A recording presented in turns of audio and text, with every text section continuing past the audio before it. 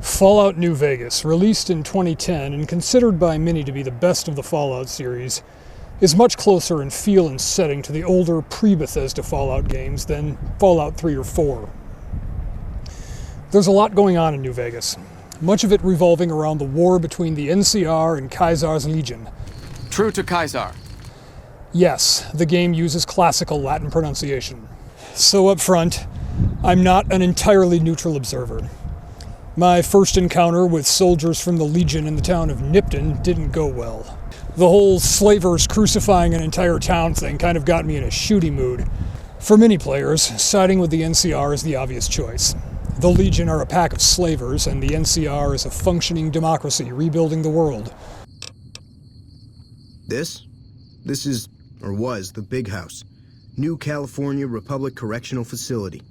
Not much correcting went on here, just slave labor. Yeah, let's address that. There are gradations of involuntary servitude. We generally don't like to think about this in the free world, but we're all penned in by structures of control in various ways. There are some people in literal slavery. Human trafficking is a disturbingly widespread business. But prisoners have always been used as cheap labor, whether worked to destruction, as totalitarian regimes are well known for, or, as is more commonly practiced in America today, leasing prisoners to corporations at far below market rates to do everything from making packaging to working call centers to manufacturing uniforms and body armor for the military. If you were ever issued gear made by Unicor, it was probably made by prisoners. Military service is itself a form of indentured servitude.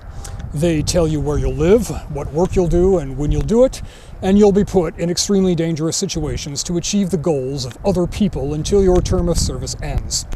With an all-volunteer military, it's largely an academic point. Everyone joining the Army knows that armies fight wars and wars kill people.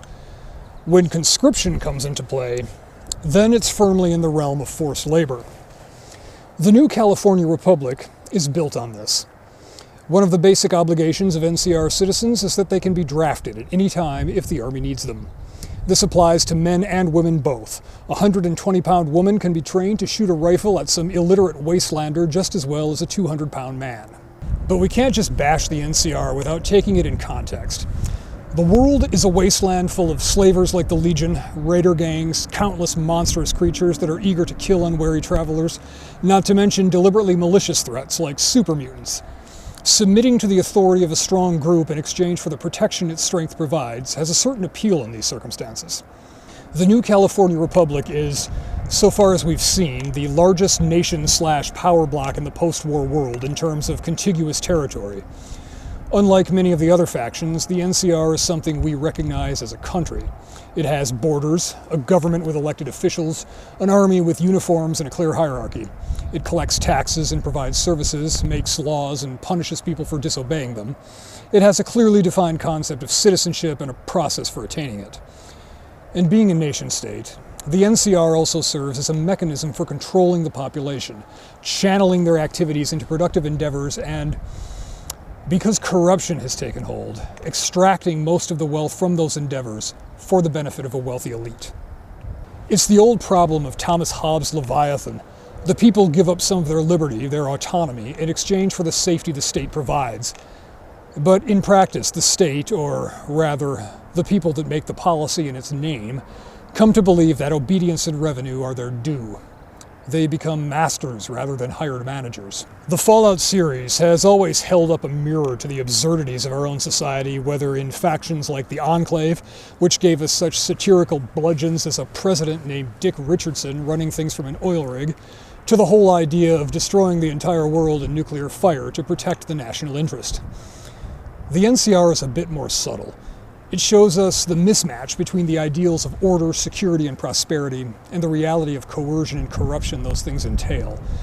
There's also a comparison to be made with the NCR capturing the Enclave base at Navarro and absorbing not only the technology, but some of the mindset behind it, just as the United States absorbing the Nazi scientific and intelligence apparatus changed America's character. As its flag depicts, the NCR is a bear with two heads looking in different directions. One up toward grand ideas, the other toward the dirty ground it has to stand on. Maybe it's the start of a second chance for human civilization. Or maybe it's just repeating all the mistakes that burned the world. I would say that, as is often the case with systems of government, it may be the lesser evil, but it's still evil, and it needs to be kept in check. It's always a war between the autonomy of the individual and the demands of the collective. And war never changes.